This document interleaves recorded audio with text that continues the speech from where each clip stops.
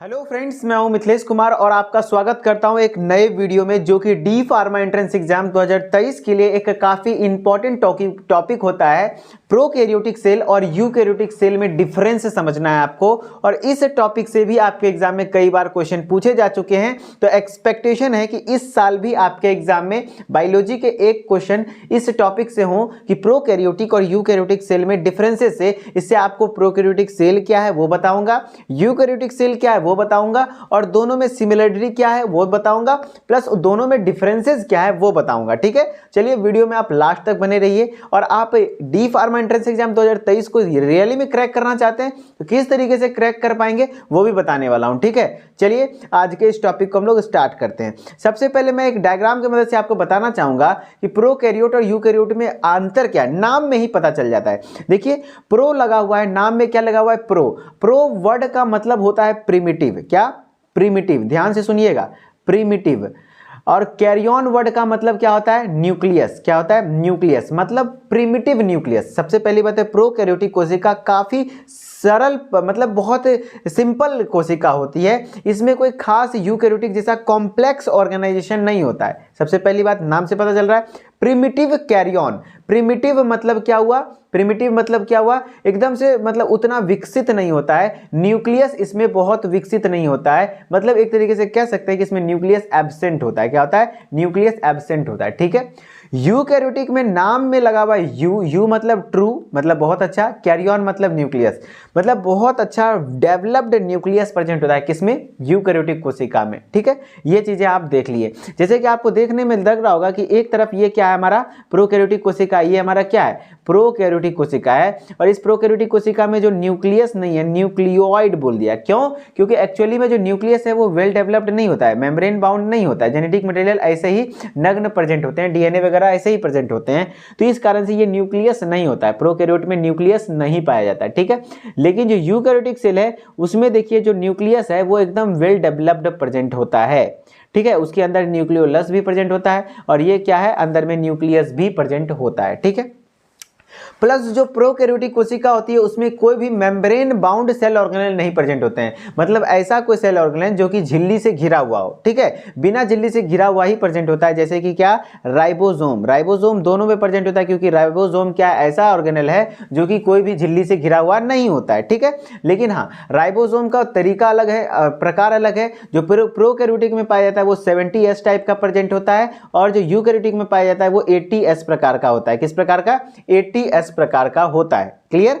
और cell membrane दोनों में प्रेजेंट होता है। सेल मेम्ब्रेन इसमें भी है, सेल मेम्ब्रेन उसमें भी है। ठीक है, और जो अदर स्ट्रक्चर से जैसे कि माइटोकॉन्ड्रिया हो गए, गोल्जी बॉडी हो गए, इंडोप्लाज्मिक रेटिकुलम हो गए, ये सब स्ट्रक्चर्स आपको प्रोकैरियोटिक कोशिका में नहीं देखने को मिलेंगे, क्योंकि वो हाईली क्वालिफाइड ऑर्गेनेल्स होते हैं, यानी हाईली मतलब सके डबल मेम्ब्रेन बाउंड ऑर्गेनेल्स होते हैं, जो कि इसमें प्रेजेंट नहीं होते हैं। ठीक है, इतना बातें आपने मेरी बात को ध्यान से सुनना है। अब हम लोग थ्योरेटिकली देखते हैं क्या क्या होता है। ठीक है, देखिए जो हमारा प्रोकैरियोटिक सेल है, ध्यान से देखेंगे, कहाँ है हमारा पेन? हाँ जी, यहाँ है।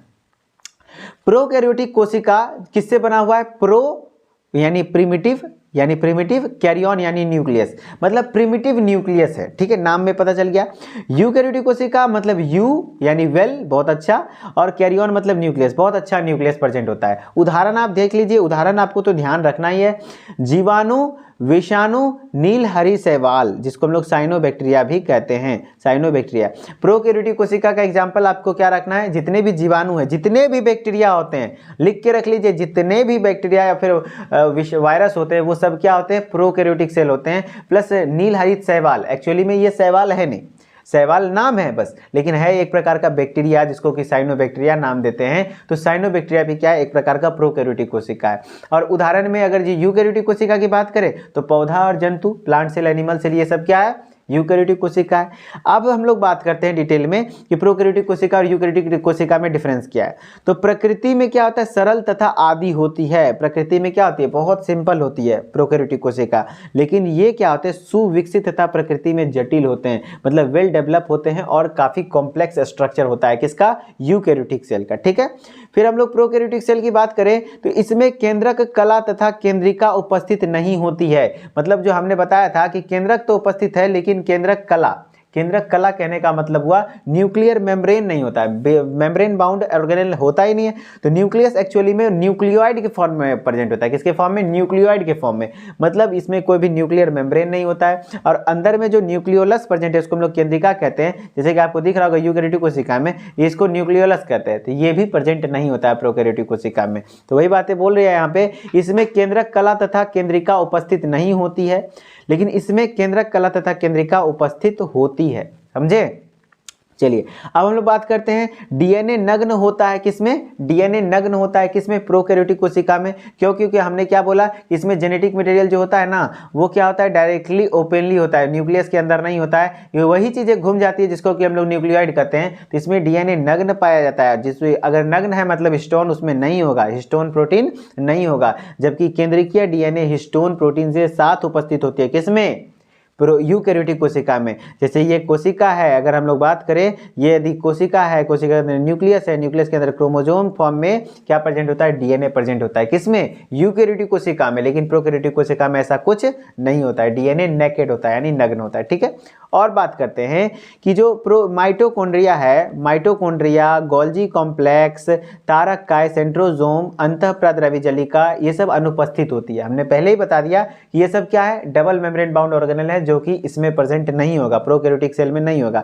लेकिन एनिमल सेल में ये सभी क्या होते हैं? उपस्थित होते हैं। ठीक है, प्रोटीन संश्लेषण केवल कोशिका द्रव्य में होता है। भैया जो प्रोकैरियोटिक कोशिका होती है उसमें सिर्फ किस में होता है? सिर्फ साइटोप्लाज्म में होगा, यानी कोशिका द्रव्य में होगा। जबकि प्रोटीन, ये जो अगर यूकैरियोटिक कोशिका की बात करें तो प्रोटीन संश्लेषण भैया कोशिका द्रव्य में भी होता है, माइटोकॉन्ड्रिया में भी होता है, लवक में भी होता है। मतलब जहां जहां राइबोसोम प्रेजेंट होगा वहां वहां प्रोटीन का संश्लेषण होगा, क्योंकि राइबोसोम को ही प्रोटीन का फैक्ट्री कहते हैं। तो राइबोसोम ऐसा चीज है कि दोनों जगह पाया जाता है, प्रोकैरियोटिक में भी, यूकैरियोटिक में भी। लेकिन प्रोकैरियोटिक में जो राइबोसोम प्रेजेंट होता है वो सिर्फ साइटोप्लाज्म में प्रेजेंट होता है, लेकिन जो यूकैरियोटिक कोशिका में राइबोसोम प्रेजेंट होता है साइटोप्लाज्म में भी होता है, माइटोकॉन्ड्रिया में भी होता है, गोल्जी बॉडी में भी होता है। सॉरी, गोल्जी बॉडी नहीं, लवक प्लास्टिड में भी होता है। तो जहां जहां होता है वहां वहां पे क्या होगा? राइबोसोम फॉर्मेशन होगा, राइबोसोम होगा। और माइटोकॉन्ड्रिया में किस प्रकार का राइबोसोम होता है? 70S टाइप का। लवक में भी किस प्रकार का? 70S प्रकार का। लेकिन जो यूकैरियोटिक कोशिका के, ये चीज याद रखिएगा, यूकैरियोटिक कोशिका का जो साइटोप्लाज्म होता है, क्या साइटोप्लाज्म, उसमें जो प्रेजेंट है राइबोसोम, वो किस प्रकार का होता है? 80S का होता है। सिर्फ राइबोसोम किसमें? यूकैरियोटिक कोशिका के साइटोप्लाज्म में प्रेजेंट राइबोसोम जो है वो 80S होता है। अन्यथा यूकैरियोटिक कोशिका भी है, अगर उसमें माइटोकॉन्ड्रिया और लवक है, उसके अंदर यदि राइबोसोम है तो वो 70S प्रकार का होता है। ठीक है, और प्रोकैरियोटिक कोशिका में तो 70S प्रकार होता ही है। तो वही चीजें यहाँ पर लिखी हुई हैं। देखिए आपको दिख रहा होगा कि राइबोसोम 70S प्रकार के होते हैं और इसमें 80S प्रकार का होता है। आप सब यूनिट ध्यान रख सकते हैं, इसका सब यूनिट होता है 50 + 30, जबकि इसका सब यूनिट होता है 60S + 40S। ठीक है, चलिए फिर यहाँ पे कोशिका भित्ति क्या होती है? पतली होती है, और इसमें कोशिका भित्ति मोटी होती है। यानी जो हमारा ऐसे देख लीजिए वेल डेवलप है तो यहाँ पे मोटी होगी ही। जो प्लांट सेल होता है उसमें कोशिका भित्ति पाई जाती है। ठीक है, प्लांट सेल में। इस प्रकार से आप प्रोकैरियोटिक कोशिका और यूकैरियोटिक कोशिका के कॉन्सेप्ट को क्लियर कर पाएं। आई होप कि आपको टॉपिक समझ में आया होगा। और यदि आप पूरे अच्छे तरीके से पढ़ना चाहते हैं, हमारे साथ डी फार्मा एंट्रेंस एग्जाम की तैयारी करना चाहते हैं, और आपको कंप्लीट सिलेबस का theory video lecture plus MCQ video lecture plus test वेस्ट सब चाहिए, एक प्रॉपर वन स्टॉप सोल्यूशन चाहिए, तो आप हमारे साथ हमारे बैच में जुड़ सकते हैं। हमने अपने ऐप पर, उदित फार्मेसी के ऐप पर डी फार्मा एंट्रेंस एग्जाम 2023 के नाम से एक कोर्स लॉन्च किया, जिसमें कि आपको हम लोग क्या प्रोवाइड करने वाले हैं? रिकॉर्डेड वीडियो लेक्चर से प्रोवाइड करने वाले हैं। वो सिर्फ बायोलॉजी सब्जेक्ट्स का अभी अवेलेबल वहां पे है। कुछ दिनों में फिजिक्स केमिस्ट्री के भी टीचर्स हमारे साथ आ चुके हैं, वो भी कंटिन्यू करने वाले हैं। तो अभी फिलहाल यहाँ पे मैं सच बता रहा हूँ, ऐसा कोई बात नहीं कि मैं आपको झूठ बोल के बुला लूँ। तो अभी यहाँ पे सिर्फ बायोलॉजी के ही लेक्चर्स अवेलेबल हैं, लेकिन आपके सिलेक्शन के लिए बायोलॉजी काफी है, याद रखिएगा। क्योंकि आपके एग्जाम में बायोलॉजी से कितने क्वेश्चन आते हैं? 50 क्वेश्चन आते हैं। और फिजिक्स से कितने क्वेश्चन आते हैं? 25 क्वेश्चन। और केमिस्ट्री से कितने? 25 क्वेश्चन।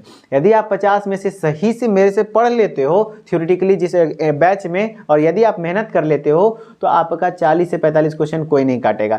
40 क्वेश्चन अगर सही हो जाता है तो आप इधर देख लो, 40 क्वेश्चन इधर हो गया। फिजिक्स में अगर थोड़ा बहुत भी पढ़ोगे तो 10 क्वेश्चन, केमिस्ट्री भी 10 क्वेश्चन, तो 10 10 20 क्वेश्चन, 40 20 कितना हो गया? 60 क्वेश्चन। एक क्वेश्चन कितने मार्क्स का होता है? 4 मार्क्स का। टोटल कितना हो गया? 240। भैया 240 नंबर, 220 नंबर पे गवर्नमेंट कॉलेज मिल जाता है। ठीक है, तो आपका यहीं से ही सिलेक्शन हो रहा है। तो आप इस तरीके से स्मार्ट वे में मेहनत करिए। बायोलॉजी सब्जेक्ट पे यदि आप मेहनत कीजिएगा तो एक्चुअली में आप अच्छा स्कोर कर पाइएगा, ठीक है।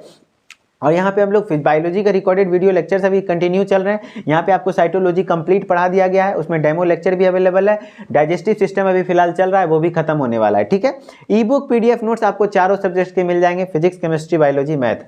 ऑनलाइन टेस्ट भी चारों सब्जेक्ट्स के मिल जाएंगे, मॉडल पेपर प्रैक्टिस भी कंप्लीट चारों सब्जेक्ट। प्रॉपर टाइम मैनेजमेंट भी आपको सिखाएंगे हम लोग, किस सब्जेक्ट पे कितना फोकस करना है, ताकि स्मार्टली आप कम मेहनत में ज़्यादा आउटपुट पा सके, ठीक है।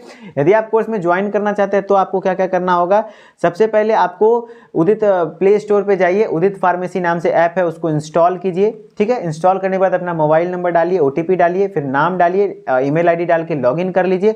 लॉगिन करने के बाद आप स्टोर वाले सेक्शन में जब जाते हैं तो वहां पे आपको दिख जाएगा D pharma entrance exam by Udit pharmacy. इस बैच में एनरोल हो जाइए। इस बैच का प्राइस हमने बहुत मिनिमम रखा है, 499 रुपीज़ रखा है। 499 रुपये में आप अभी से लेकर के पूरे एग्जाम तक तैयारी कर सकते हैं, ठीक है।